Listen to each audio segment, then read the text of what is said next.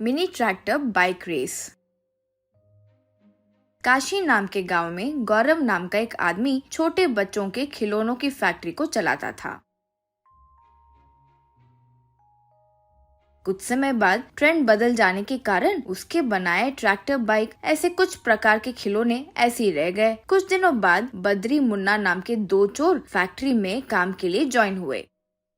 अब फैक्ट्री में मुन्ना से बद्री, अरे ये खिलौनों के फैक्ट्री में कुछ मिलेगा इस उम्मीद से यहाँ लेकर आ गए। यहाँ की हालत देखने से तो लगता है कि हमारे ओनर बहुत जल्द बोरिया बिस्तर बांधकर फैक्ट्री बंद करने वाले हैं। मुन्ना, हाँ रे, मुझे भी ऐसे ही लग रहा है रे। वैसे फिक्र मत करो, हम धीरे धीरे यहाँ बचे हुए खिलौनों को चुरा कर बेच देते हैं। यूं कहा। उस दिन से मुन्ना बद्री चोरी छिपे फैक्ट्री में मौजूद मिनी बाइक, ट्रैक्टर ये सब चुराने लगे। ऐसे वे लोग कुछ दिनों में ही बहुत सारे खिलौने चुराकर अपने घर पर रख दिए। एक दिन उन खिलौनों को देखकर मुन्ना से बद्री, रे चोरी करने में जो वक्त लगा उसमें 4 घरों में आराम से चोरी कर लेते, कहीं ना कहीं कुछ तो मिल जाता। लेकिन अब देखो हमारे ओनर को शक हो गया है कि खिलौने गायब हो रहे हैं। क्या करें इनका, कहीं फेंक दे क्या? मुन्ना, क्यों फेंके? इतनी मेहनत से लेकर आए हैं, इनका कुछ तो करना होगा। इनके साथ ऐसा कुछ करना होगा कि ये हमारे फैक्ट्री के नहीं बल्कि कुछ अलग किस्म के खिलौने दिखे, वो सोचो। यूं कहकर वहाँ से चले गया। उस दिन से बद्री उन खिलौनों को यहाँ वहाँ एडजस्ट करते हुए आखिरकार एक मिनी ट्रैक्टर बाइक तैयार किया। इतने में वहाँ आकर उस मिनी ट्रैक्टर बाइक को देखकर मुन्ना दंग रह गया। अब बद्री से मुन्ना, रे तुम में ये टैलेंट भी है क्या? मैंने ये बिल्कुल नहीं सोचा रे। मुझे इन खिलौनों पर इतना चिढ़ मच गया था कि इसके प्लास्टिक को 10 रुपए में बेच देते हैं, ये सोचकर अभी जस्ट बात करके आया था।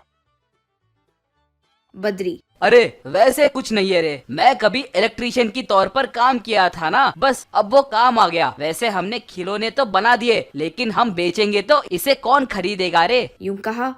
इतने में वहाँ आया गौरव। कोई नहीं खरीदेगा क्योंकि ये नई चीज है, होशियारी से मार्केटिंग करना होगा। इसके लिए आसपास जो बच्चे हैं जिनकी एक दूसरे से नहीं बनती, उन्हें सिलेक्ट करके मुफ्त में दीजिए, बाकी के वे खुद देख लेंगे। ऐसे कहा। अब गौरव को देखकर डरकर बद्री, सर हमें माफ कर दीजिए, हम फिर चोरी नहीं करेंगे, हमें पुलिस के हवाले मत कीजिए सर। यूं कहा गौरव। पहले तो तुम लोग टेंशन मत लो। तुम लोग अगर ये चोरी भी नहीं करते तो इन खिलौनों को मैं स्क्रैप करने वाला था क्योंकि ये आउटडेटेड हो गए हैं। लेकिन जब मैंने तुम लोगों को चुराते देखा तो मैंने तुम्हारा पीछा किया और बद्री, जितना मैंने सोचा उससे कई ज्यादा कमाल करके दिखाया तुमने। आज से तुम लोग मजदूर नहीं बल्कि मेरे क्रिएटिव टीम के मेंबर्स हो। बद्री, बहुत शुक्रिया सर, लेकिन इन खिलौनों को ऐसे ही क्यों दे सर, दुकान में आप ही बेच सकते हैं ना। गौरव, देखो लोगों को कभी भी एक ही चीज को सामने लाकर नहीं रखना चाहिए, उन्हें ऑप्शंस देने चाहिए। अब इन खिलौनों पर डिफरेंट कंपनीज के स्टिकर्स लगाकर बच्चों में बांटेंगे और तो और उनसे कार रेस भी करवाएंगे। ऑटोमेटिकली जो गाड़ी जीतेगी उसकी वैल्यू होगी, फिर हम वही ब्रांड से हमारे सारे व्हीकल्स रिलीज करेंगे। यूं कहा। वो बातें सुनकर बद्री मुन्ना तालियां बजाए। फिर तब से वे लोग गरीब रिच कॉलोनी को सेलेक्ट करके वहाँ एग्रेसिव बच्चों को सेलेक्ट करके उन्हें ये खिलौने तोहफे में देने लगे। ऐसे कुछ दिन बीतने के बाद वे बच्चे मिनी ट्रैक्टर्स लेकर एक दूसरे के सामने आए। फिर वे एक दूसरे में मेरी बाइक महान है, मेरी बाइक ज्यादा अच्छी है, ऐसे लड़ाई करना शुरू किए। ये गौर करते हुए बद्री मुन्ना उन्हें दिलासा देते हुए उनके बीच एक मिनी ट्रैक्टर बाइक रेस का मुकाबला घोषित किए। उसे भी अच्छे से आयोजन किए। उस मुकाबले को देखने के लिए लोग अपने बच्चों के साथ वहां आए। फिर बाइक रेस शुरू हुई।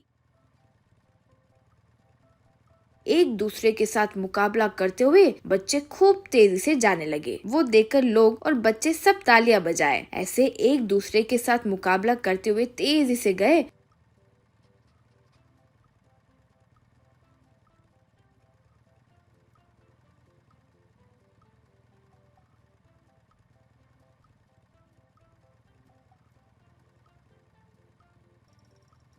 और आखिरकार विष्णु नाम का लड़का उस रेस को जीत गया।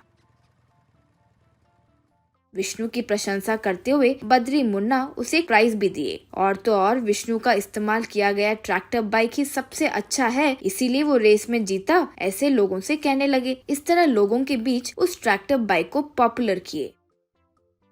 फिर गौरव जीतने वाले ट्रैक्टर बाइक के नाम से दूसरे मिनी ट्रैक्टर बाइक बनाकर मार्केट में रिलीज किया।